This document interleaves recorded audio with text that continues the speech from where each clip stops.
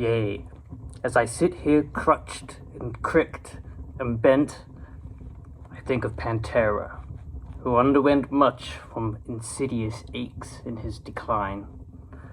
But his aches were not radical like mine.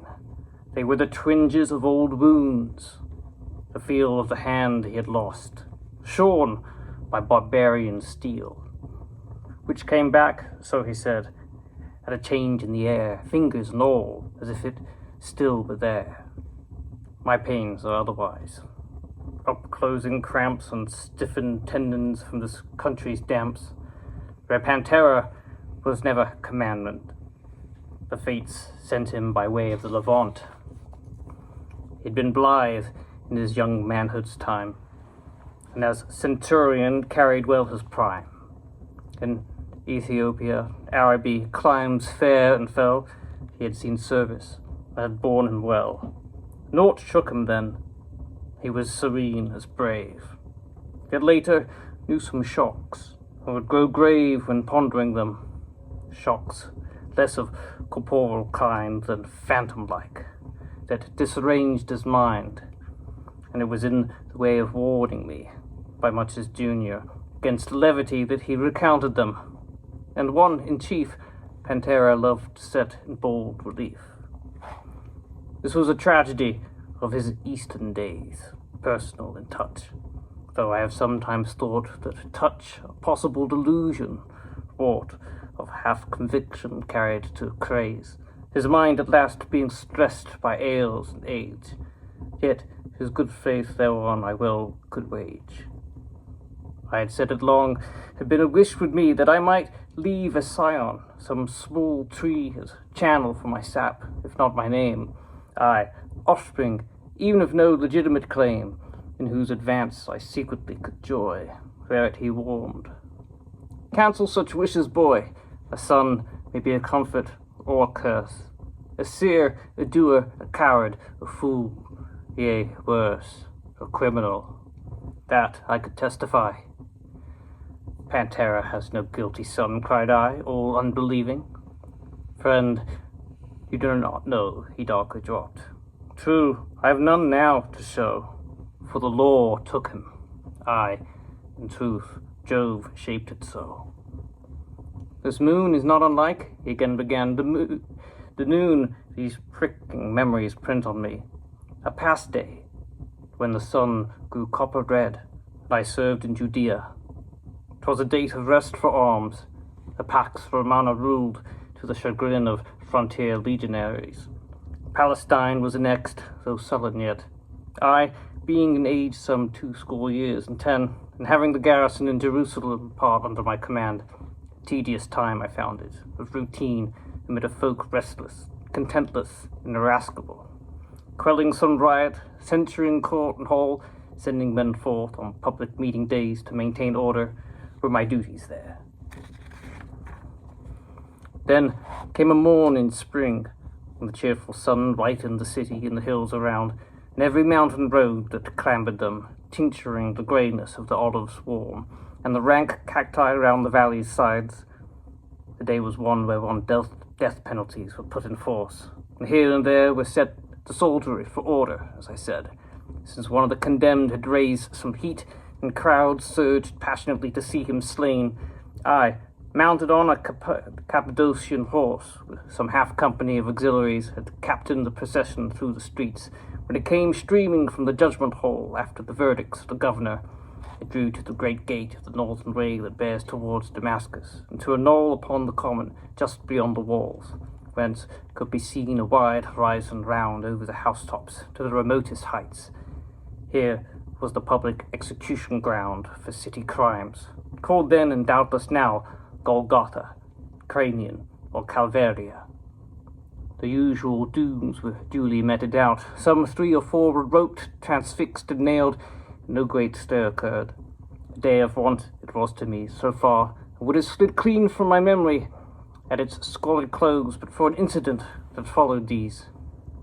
Among the ragtag rabble of either sex that hung around the wretches as they writhed, till thrust back by our spears, one held my eye, a weeping woman, whose strained countenance, sharpened against a looming livid cloud, was mocked by the crude rays of afternoon. The mother of one of those who suffered there, I had heard her called when spoken roughly to by my ranged men for pressing forward so. It stole upon me hers was a face I knew, yet when or how I had known it, for a while eluded me, and then at once it came. Some 30 years or more before that noon, I was sub-captain of a company drawn from the Legion of Calabria that marched up from Judea north to Tyre. We'd pierced the old fat country of Jezreel, the great Australian plain, and fighting floor of Jude with Canaanite, and with host of Pharaoh Necho, king of Egypt, met while crossing there to strike the Assyrian pride. We left behind Gilboa, passed by Nain, till bulging to board rose, embossed to the top with our boot, terebinth, and locust growths. Encumbering me were sundry sick, so fallen to drinking from a swamp beside the way, but we pressed on, till bearing over a ridge we dipped into a world of pleasantness. A vale, the fairest I had gazed upon, which lapped a village on its furthest slopes called Nazareth, brimmed round by uplands nigh. In the midst thereof a fountain bubbled, where, lime-dry from marching, our glad halt we made to rest our sick ones and refresh us all.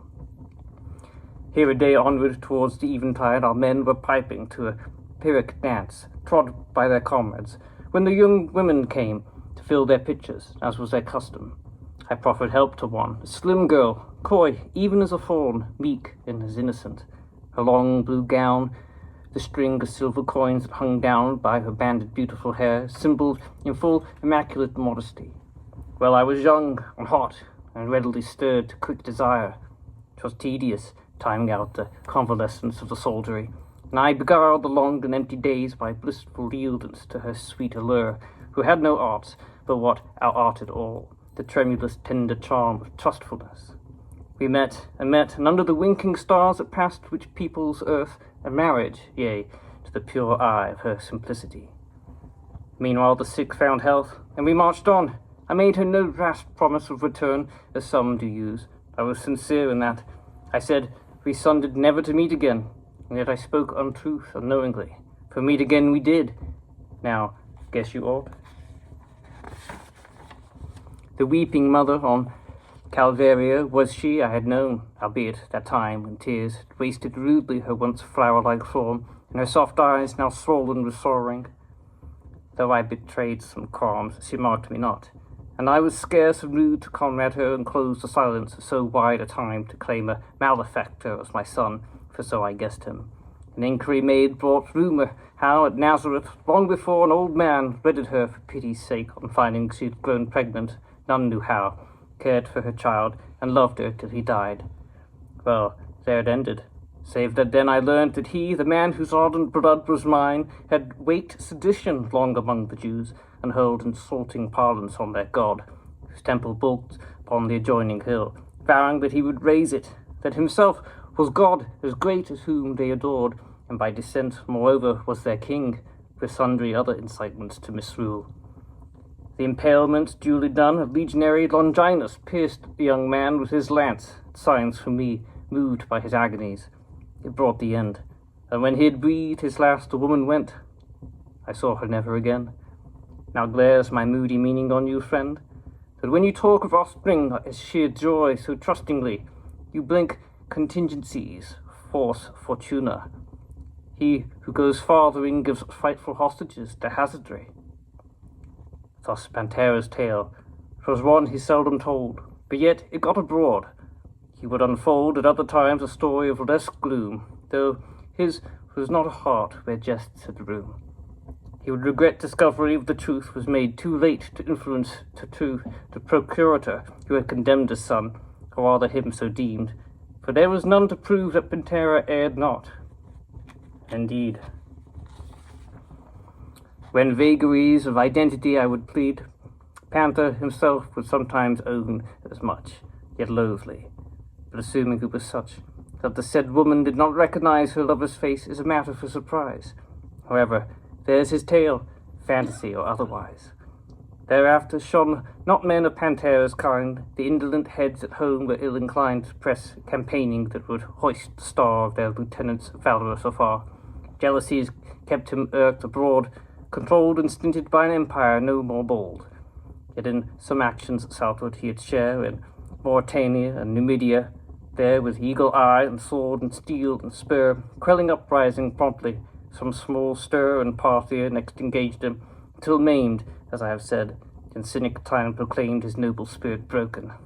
What a waste of such a Roman, one in youth time graced with indescribable charm, so I have heard, yet magnetism impossible to word when faltering as I saw him.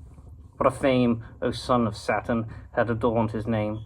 Might the three so have urged thee, hour by hour his own disorders hampered Panthera's power to brood upon the fate of those he had known. Even of that he always called his own, either in morbid dream or memory. He died at no great age, untroublously, an exit rare for ardent soldiers such as he.